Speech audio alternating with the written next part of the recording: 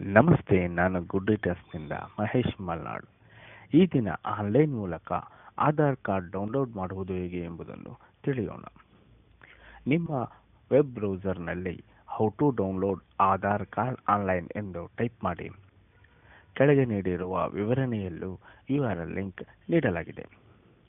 URL open ಆದ ತಕ್ಷಣ ನೋಂದಣಿ ಸಂಖ್ಯೆಯನ್ನು ಹಾಕಿ, ಅಥವಾ ಈಗಾಗಲೇ ನಿಮ್ಮ ಬಳಿ ಆಧಾರ್ ಕಾರ್ಡ್ ಇದ್ದರೆ 12 ಅಂಕೆಗಳ ಆಧಾರ್ ಕಾರ್ಡ್ ಸಂಖ್ಯೆಯನ್ನು ನಮೂದಿಸಿ.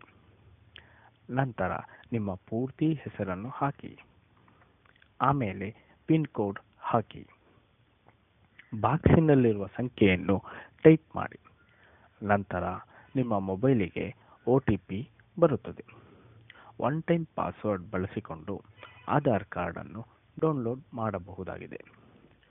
PDF ಮಾದರಿಯಲ್ಲಿ ಲಭ್ಯವಾಗುವ ಆಧಾರ್ ಕಾರ್ಡನ್ನು ವೀಕ್ಷಿಸಲು ನೀವು ಮತ್ತೊಮ್ಮೆ ಪಿನ್ ಕೋಡನ್ನು ಹಾಕಬೇಕಾಗುತ್ತದೆ.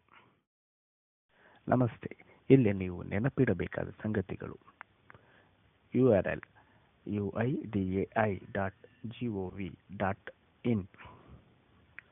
ನೋಂದಣಿ ಸಂಖ್ಯೆ ಎಂದರೆ ನೀವು ಆಧಾರ್ ಕಾರ್ಡ್ಗೆ ಅರ್ಜಿ ಹಾಕಿದ ಮೇಲೆ ಸಿಗುವ ಸ್ವೀಕೃತಿ ಪತ್ರದಲ್ಲಿರುವ ಸಂಖ್ಯೆ.